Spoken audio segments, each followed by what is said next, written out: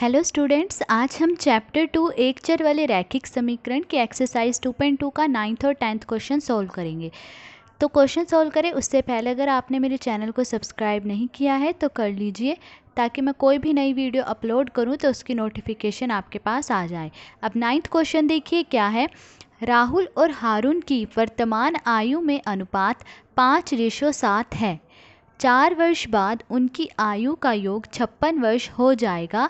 उनकी वर्तमान आयु क्या है?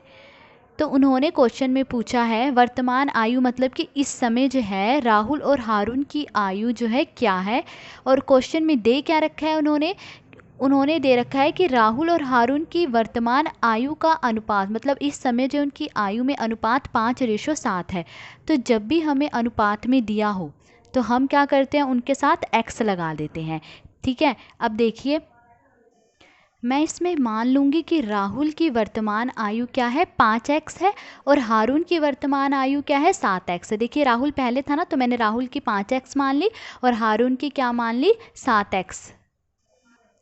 तो देखिए माना राहुल की वर्तमान आयु 5x वर्ष और हारून की वर्तमान आयु क्या है, 7x वर्ष है, ये मैंने मान लिया। अब देखिए क्वेश्चन में क्या दिया है कि 4 वर्ष बाद उनकी आयु का योग 56 वर्ष हो जाएगा। 4 वर्ष बाद, ठीक है, मान लीजिए अगर आपकी आयु अभी 12 वर्ष है, ठीक है, वर्तमान में जो आपकी आयु 12 वर्ष है, तो 4 वर्ष बाद आपकी आयु कितनी होगी, आप क्या करोगे, 12 में 4 जोड़ दोगे, कितना हो जाएगा, 16। तो मतलब 4 वर्ष बाद आपकी आयु कितनी हो जाएगी, 16 हो जाएगी।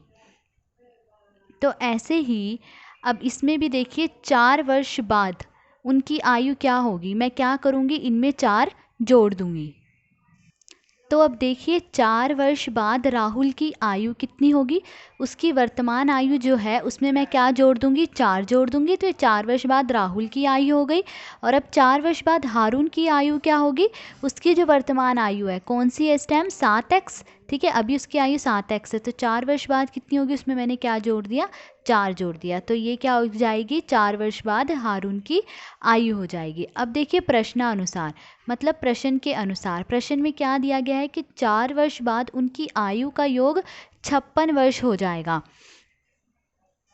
योग मतलब जोड़ना है। अब देखिए 4 वर्ष बाद राहुल की आयु कितनी है, 5x + 4, ठीक है, और हारून की आयु क्या है, 7x + 4। ये 4 वर्ष बाद दोनों की आयु है।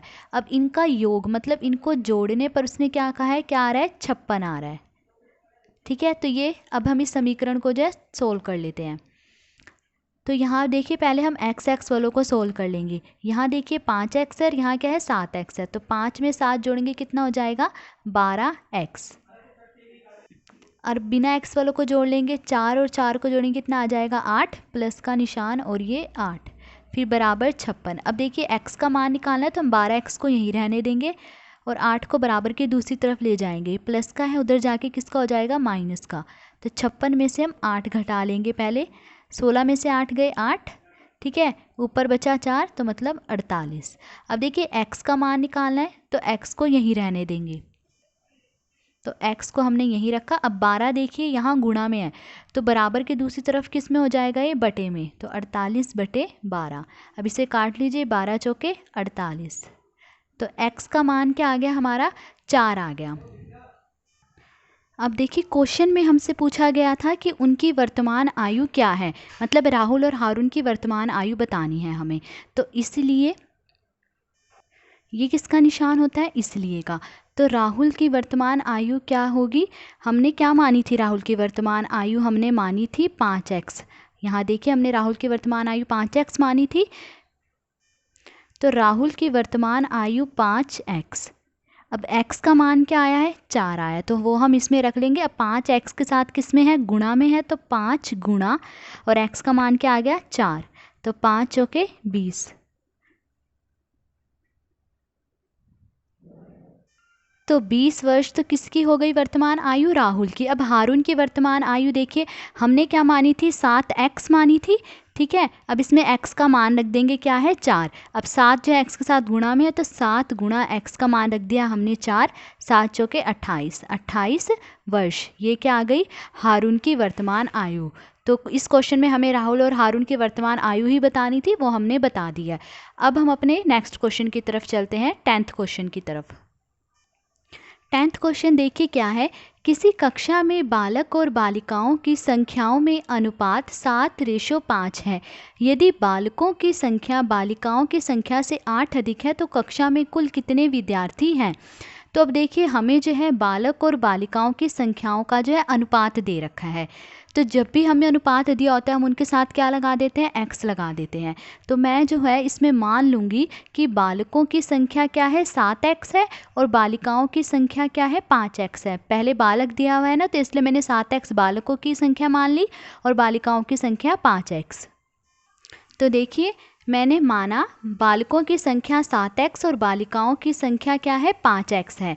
तो अब प्रश्न अनुसार, मतलब प्रश्न में क्या दिया गया है, प्रश्न के अनुसार यदि बालकों की संख्या बालिकाओं की संख्या से 8 अधिक है, मतलब बालकों की संख्या जो है बालिकाओं की संख्या से कितनी अधिक है, 8 अधिक है। अब देखिए ये है बालकों की संख्या कितनी, 7x, ठीक है, और ये है बालिकाओं की संख्या 5x। अब उसने क्वेश्चन में दिया है, अब बालकों की संख्या जो है 8 अधिक है, ठीक है, तो इसका मतलब जो बालिकाओं की संख्या क्या है वो कम है, और कितनी कम होगी, 8 कम होगी। तो बालिकाओं की जो संख्या है बालकों की संख्या के बराबर कब होगी, जब मैं इसमें क्या जोड़ दूंगी, 8।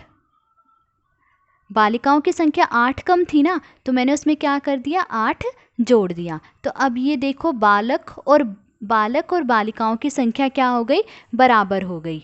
जो 8 यहाँ अधिक था वो मैंने यहाँ भी जोड़ दिया, तो दोनों की संख्याएं क्या हो गई, बराबर हो गई। अब इस इक्वेशन को, इस समीकरण को हम क्या करेंगे, सोल्व कर लेंगे। तो देखिए कैसे सोल्व करेंगे। देखिए यहाँ भी x है और यहाँ भी x है, तो पहले हम क्या करते हैं, हम x और x वालों को सोल्व करते हैं। तो पर ये वाला x जो बराबर की दूसरी तरफ है, तो हम इसको भी बराबर के इसी तरफ ले आएंगे। तो ये देखिए 7x बराबर 5x जो है बराबर के इस तरफ आएगा तो किसका हो जाएगा, माइनस का। तो -5x और बराबर 8। अब 7x में से 5x गई, कितना हो जाएगा, 2x बराबर 8। अब x का मान निकालना है, तो दो को हम क्या करेंगे, बराबर की दूसरी तरफ ले जाएंगे। x को यहीं रहने देंगे, 2 गुणा में बराबर की दूसरी तरफ किस में हो जाएगा, बटे में हो जाएगा। तो कितने पे कटेगा, 2 चौके 8। तो x का मान क्या आ गया हमारा, 4। तो अब क्वेश्चन में देखिए हमसे क्या पूछा गया है। क्वेश्चन में पूछा गया है कि कुल कितने विद्यार्थी हैं। हमें यही बताना है ना कि कक्षा में कुल कितने विद्यार्थी हैं। अब विद्यार्थियों में बालक भी आ जाएंगे और बालिकाएं भी आ जाएंगी। तो अगर मैं बालक जितने हैं और जितनी बालिकाएं हैं उनकी संख्या को जोड़ दूं तो मुझे पता चल जाएगा ना कि कुल कितने विद्यार्थी हैं। तो पहले देखिए कक्षा में बालक कितने हैं। तो बालकों की संख्या मैंने क्या मानी थी, बालकों की संख्या 7x। तो अब इसमें क्या है, x में मैं 4 का मान रख दूंगी। तो इसलिए x का मान तो देखिए 4 आ गया। तो इसलिए बालकों की संख्या मैंने क्या मानी थी, 7x, ठीक है। अब 7 क्या है, गुणा में x के साथ, तो 7 गुणा और x का मान क्या है, 4 रख देंगे, 7 चौके 28। तो बालकों की संख्या क्या आ गई, 28। अब बालिकाओं की संख्या देखिए, बालिकाओं की संख्या मैंने क्या मानी थी, 5x मानी थी। तो 5x, अब 5 क्या है, x के साथ गुणा में है, तो 5 गुणा और x का मान क्या आया, 4, वो रख देंगे, 5 चौके 20। तो बालक 28 है और बालिकाएं कितनी है, 20 हैं।